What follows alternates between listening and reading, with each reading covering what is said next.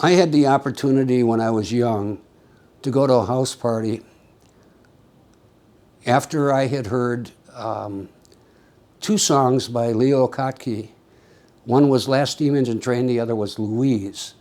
And both times I heard them, I was driving, and I heard this music, and I pulled over and stopped because I knew I was taking my attention off of the road and listened. And then the first one was Last Steam Engine Train, and I thought that was like a group put together by Chet Atkins, but it turned out to be Leo Kottke. And they gave no other credit to anybody, and I thought, well, what about the other band members? But there were no other band members. It was just Leo Kottke playing the guitar. And when I heard Louise, the same thing happened. I didn't know it was Leo Kottke. I pulled over, stopped the car, and listened to this song and found out it was Leo Kottke. So I decided I needed to explore whoever this new guy on the scene was, and was totally, totally blown away by what he did on musically.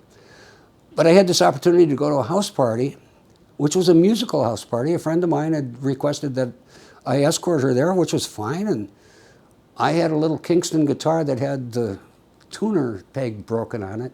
So whenever I tuned it, I had to tune it to the one string I couldn't tune. So it was probably way out of tune anyway. I got to this party and I met people, and a fella came up to me and said, "I see you play guitar." I said, "Yeah." And he goes, "Well, what are you into?" And I said, "Well, you've probably never heard of him, but I'm really into Leo Kottke." Turns out I was talking to Leo Kottke. A little embarrassment in my life, but it went a long way because I got free tickets for a while on that one. And then, of course, I mentioned T. Bruce Bowers and Don Pavel, mentors of mine, wonderful mentors, and opened for Tommy Emmanuel a couple times, which was just phenomenal. I could never close for a guy like that. I mean, when he plays, you basically want to leave satisfied because there's no more that can come out of the guitar. Just a couple of years ago, Bruce and I opened for Ziggy Marley, which actually scared me. It's like, okay, are we going to be able to satisfy this crowd that's there for Ziggy Marley when we do our shtick?